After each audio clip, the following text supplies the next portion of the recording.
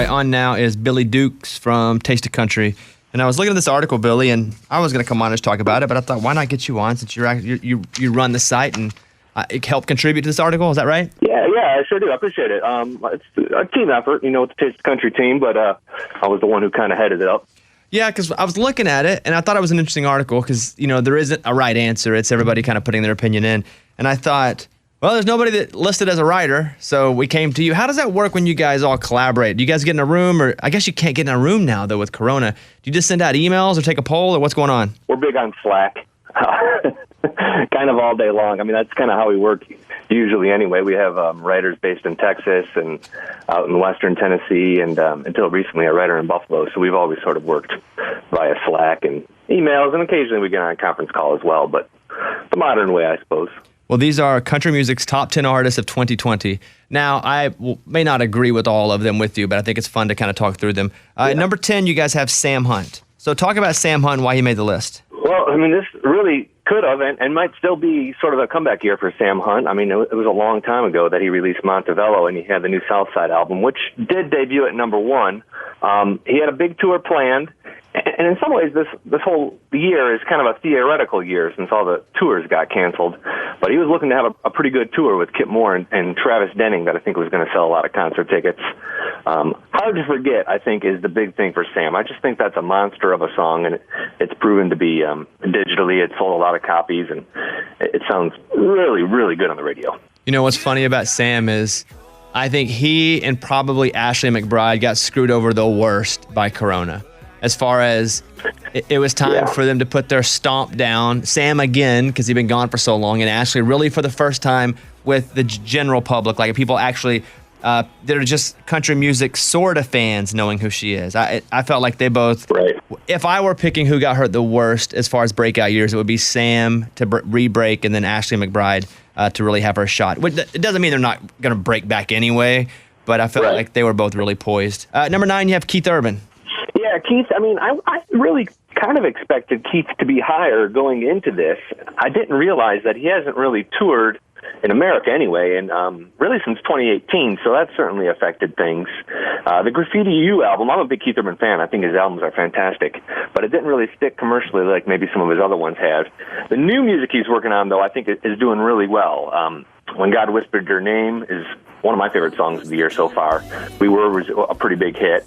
And then, of course, he's hosting the ACM, so I think that's going to lead to a really big fall into winter for Keith. Yeah, this song is my favorite Keith Urban song in a long time. I like soft Keith Urban. That's my favorite Keith Urban, when I can poke him and it feels soft and loving. That's my favorite Keith. Yeah.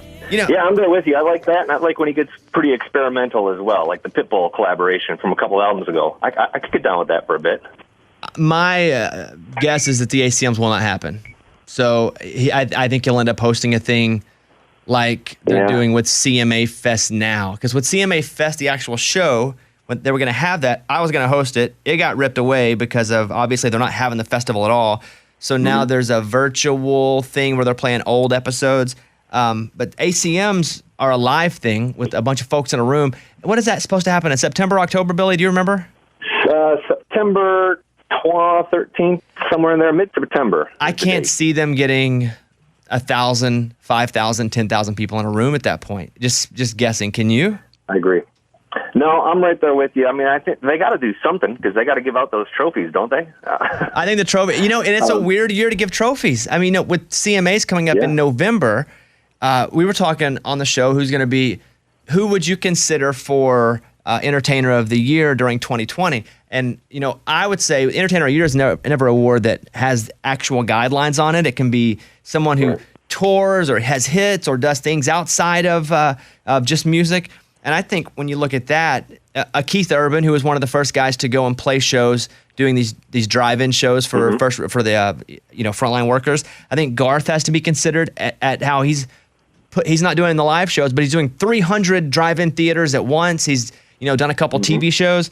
So I think Entertainer of the Year, as we're talking about ACMs or CMAs, I think it's going to be looked at a bit different this year. When you hear that, who would you put in that list of Entertainer of the Year this year? Well, I would add artists like maybe Thomas Rhett and Luke Combs, only because they've handled the digital element so well. Like they've consistently released new songs on Instagram TV or through YouTube in the case of Luke Combs.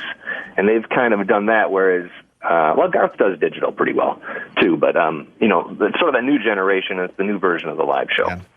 At number 8 on the list, someone that I almost put in that Sam Hunt, Ashley McBride is Dan and Shay, because it was, and I'm, close to both those guys. They're like legitimate friends. And I know for them, they were finally playing arenas. This is two guys who were never supposed to make it, according to everyone, who were to everything that wasn't country. They got together, started writing. We were always told no, no, no. And they have just hit so hard, and they were finally headlining arenas. And I remember seeing Dan's message. I think they were outside of an arena going, we can't do it. We got to call it off. Yeah. And they were had hit such an apex, and now not able to go. But they're at number 8 on your list. Yeah, and I'm with you. I had Dan and Shay as the artist probably hit hardest by the coronavirus for those exact reasons. I think that stadium or that arena tour was going to be huge, and I think we would have had more music from them by now. And they've been so consistent with the quality of songs these last few years. I think they would have had some great new music from them from now to kind of drive that tour. They're also huge on Spotify, and they got a ton of ACM nominations leading up into September. So I think they arguably would have been top 5 had we not had the COVID-19 shutdown. Isn't it wild, too, to think that a lot of artists are holding off a bit on putting out music, but when things start to track back, which it could be next year before we really get back into, I think it's going to take a vaccine for people to just rip and roll. You're going to see spots of people touring in some place. And there are some parts of the country where they've said, hey, and told me, hey, we can play shows at casinos. And for me, I don't feel comfortable playing shows right now at all. But but I don't think it's all happening everywhere until there's a vaccine for COVID, for Corona, whatever you want to call it. But at the same time, you're going to see everybody releasing new music at the same time. That's wild to think about. Yeah, this fall could be really nuts. And then leading into next year, my thought is that initially my thought was every artist is going to play one venue size down. So, it's going to be really hard to play stadiums. I know Kenny Chesney's going to try next year. But then if you're an arena artist, you're going to do maybe smaller arenas, and then from there. Because they're not going to be as eager to go to the shows. And I think getting people to allow shows in certain parts of the country, you're not going to be able to go into Southern California or New York or Boston or some of these major metropolitan areas because you're seeing COVID go up. And regardless of how you believe people should handle it, there are certain rules that some cities are just holding tight on. I don't think the ACMs are going to happen in Nashville. I don't have any inside knowledge. I'm on the board of the ACMs, but they don't tell us crap like that. But I can't see them putting 5,000 people in a room, though. For anything, can you? No, I can't. I know Nashville's opened back up, and I'm watching the number of cases every day, and I see them going up and up in Tennessee, and it's a little scary. Jason Aldean's at 7. Talk about Jason. Jason is like the most consistent artist, really, of the last 10 years. I think he's probably been somewhere between 3 and number 7 on this list every year. This is the first year we've done it, but he would have been. He continues to be one of the biggest live draws. He sells, I think, over 16 to 17,000 tickets a show, and he plays a lot of shows. Spotify, he's not a big streaming artist compared to the Dan and Shays and the Marin Morrises of the world. But We Back and Got What I Got have both been solid songs. I don't think the 9 album has produced maybe that sort of signature song in terms of a radio single quite yet. But they've both been solid number 1 hits. And then, of course, he's kind of become viral with his wife, Brittany Aldean, on Instagram. She makes him kind of a really fun celebrity to watch as well. She actually makes him a bit relatable. Because you see the human side of Jason Aldean, who's kind of that country rocker with this image that you don't get to peek behind the curtain until Brittany kind of came into the picture. Yeah, they're super fun to watch, I think, on Instagram. I think they're cute. I don't know if we would have said Jason Aldean is cute to watch. I don't know. I still would say that, but yeah, you're right. It does bring an extra element to Jason. That's funny. Number 6 is Marin Morris on your list of the 2020 hottest country artists. Yeah, and I really hate that Marin's the only female artist represented on this list. Miranda, I think, could have arguably made the list pretty easily. But Marin is just huge on Spotify. She's a really successful artist streaming. The Bones is a much, much bigger song than I think anybody could have possibly imagined. It's held down number 1, I think, for 15 weeks now. And she's also developed not only a really big touring artist in terms of being able to sell tickets, she's really gotten good. You've probably seen her a number of times over the years like I have. And, she kind of found her way on stage, and she can kind of fill up some of those bigger stages. And she's just a great live performer nowadays. And the Bones, I'll flip over sometimes on satellite, and I can hear Z100 or I can hear the pop station. And the Bones is playing on pop radio too, which, we haven't seen a lot of artists other than Dan and Shay and a little bit Sam crossover. I don't know if there's been a female. Has there been a female crossover really in the last 5 or 6 years? Kelsey hasn't really. I mean, and she was on a Chainsmokers song, so you're right. I don't count Kelsey crossing over because she was on one of their songs. But yeah, Kelsey and Miranda hasn't. No, maybe if you wanted to count BB Rexa, because that song crossed over to country. Yeah, I don't know. But to country to pop, my point is good for Marin. Like, she's doing it, and I think she's, still achieving so much in a time where people are kind of chilling back. I think her having that baby was awesome. The timing was, you never want a pandemic to happen, but if I were gonna have a baby, I'd have a baby in a pandemic when you're locked in the house the whole time. Perfect. Yeah. No, it worked out perfectly for her. Kane Brown's at number 5. Yeah, I think Kane and Marin are really pretty close. Kane's got one more album that sort of sticks around on that album chart. Homesick is all over the radio. That song still sounds good, and it's, 1 year old, 2 years old? Yeah. Had a big tour this year, and he has all that crossover success. I mean, the Marshmallow song, John Legend song, and he's done a few more. He continues to prove he's well on his way to becoming a legit, not only male artist of the year contender, but entertainer of the year contender in probably a few years. Yeah, it's going to be weird to watch kind of the shift in entertainer of the year, because in country music, the entertainers of the year don't go away. Meaning, as they get older, they dig in, and it's harder to move them out. It's not like people retire over here. You're not going to see Luke Bryan and Aldean retire, but then you have the Kane Browns and the Luke Combs and the Thomas Rhetts. They're just almost too many superstars to have them all in that category, Yeah, and Kane's kind of been snubbed from the awards, so who knows when he'll actually kind of get his shot. But I see Luke Combs and Thomas Rhett are both in the entertainer category for the ACMs. So that's kind of a dramatic shift. 2 newbies out of 5. Which rolls us over to number 4 is Thomas Rhett. Talk about TR. Yeah, Be a Light, man. That's going to be one of the songs of the year. It not only kind of defines this time, it's just a really great collaboration. And that came while Beer Can't Fix was nearing number 1. Quietly, he's become a really huge live artist. He sold some 700,000 tickets last year, and I think that Entertainer of the Year nod really kind of gave him a leg up maybe on the Kane Browns of the world to get him number 4 on this list. Well, the ACMs are a bit more progressive. I know Thomas Rhett won Male Vocalist of the Year a couple years ago, and that was a big deal because that was the first time that someone had broken through in that category in a while.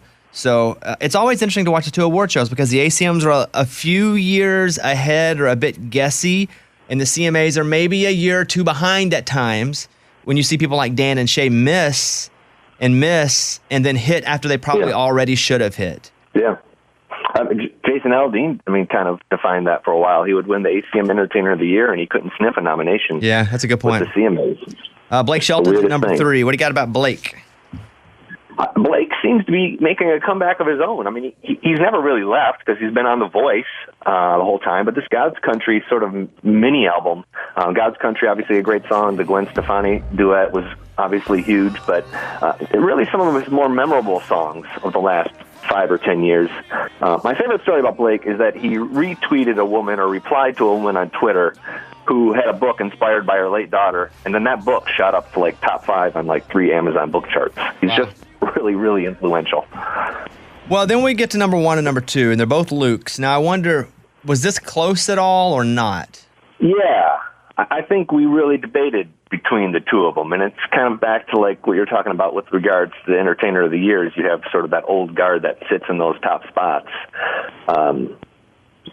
Luke Combs, I think analytically, if you looked at the numbers, is just a little stronger. His albums, I think, are in the top 2 or 3 every single week in terms of the charts.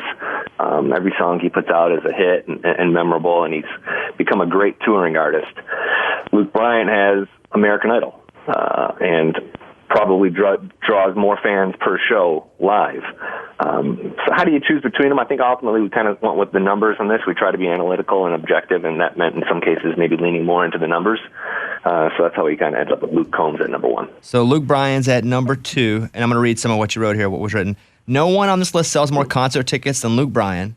He's the stadium act with a strong foothold at country radio. even if his albums don't hold the same clout as some others before or after him. And again, I'm assuming you guys are adding in things like American Idol and, just like Blake with The Voice, like things other than just songs on the radio or songs that are streaming. Yeah, absolutely. I mean, I think that kind of adds to their overall heat, if you will. And number 1, Luke Combs. Boy, I tell you, I haven't seen a guy. He has been the unicorn for me in my 7-8 years in town. Like, Sam hit hard early and did what he did, but Sam was a reluctant star. Luke, I don't know, screams, hey, I knew I was going to be a star, wanted to be a star, but he's just so undeniable all the time at everything he does. I've not seen anything like a Luke Combs trajectory. Have you? No, especially in terms of how easy he makes it look. Like, all of his songs sound so easy, and I know they're not. They're well-written songs. But he does have sort of that swagger. I talked to one of the writers of Beer Never Broke My Heart, and he more or less admitted that Luke Combs knew it was going to be kind of a career song for him when they wrote it. And that was well before we ever heard it on the radio. So he does sort of have this swagger about him. And but he still comes off as a really kind of humble, nice guy when you talk to him. And people that do it really well always make it look really easy.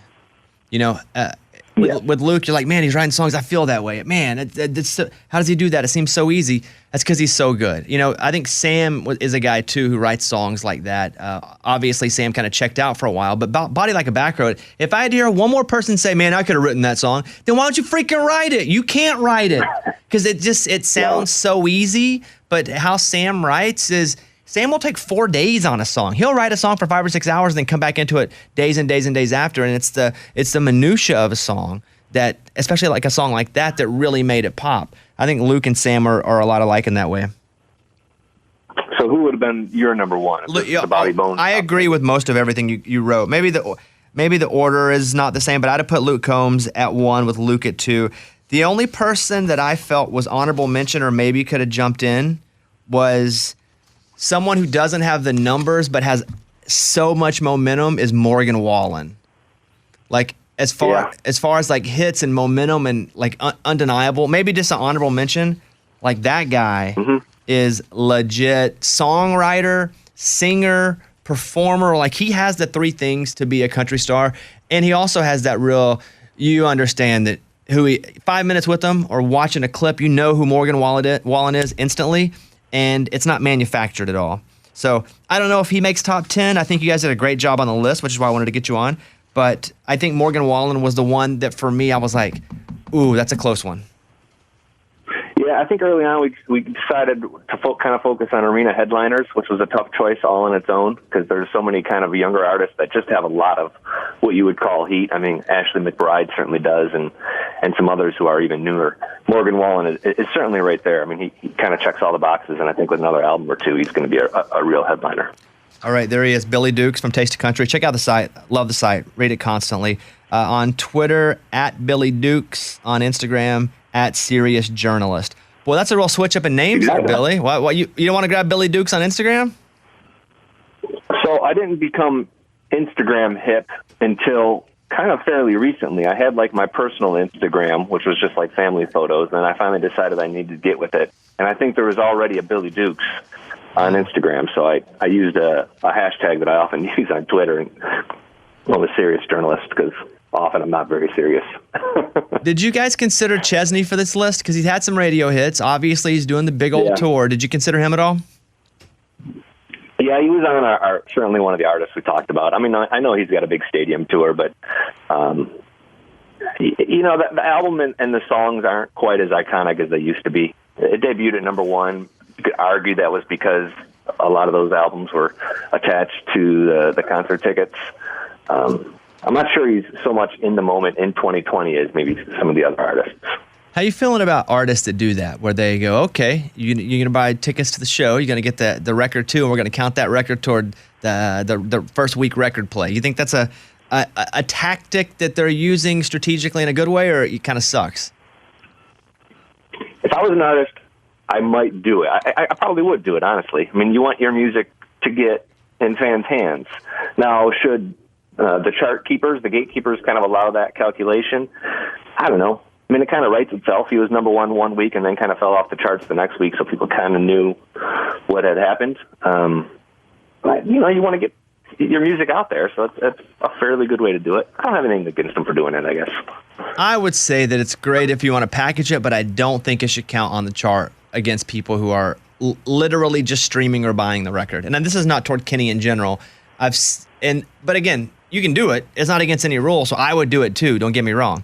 But I'm saying I don't like the rule that it's if you're launching a tour, you have an advantage over someone coming out the same week that's just launching a record simply because they're not launching a tour.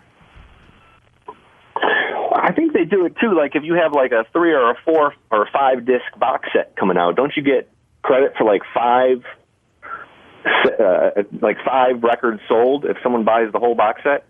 Like Garth was kind of the king of that for a long time. Yeah, and Garth releases an awesome box set like every week. So it's like Garth, the 90s. Garth, well, okay, never mind. We have new stuff from 92 only. Garth, yeah. Well, listen, Billy, it's great to talk to you. Everybody check out Taste of Country. It's a fantastic site if you love country music. Stay safe. Have a good week. We'll talk to you soon, Billy. All right, man. Really appreciate it. All right, see you later. Bye. Hey, guys, it's Bobby Bones. Welcome to the channel. If you're new to the channel, subscribe and then go check it out. A lot of artists, a lot of songwriters, a lot of music. Welcome to the Bobbycast channel.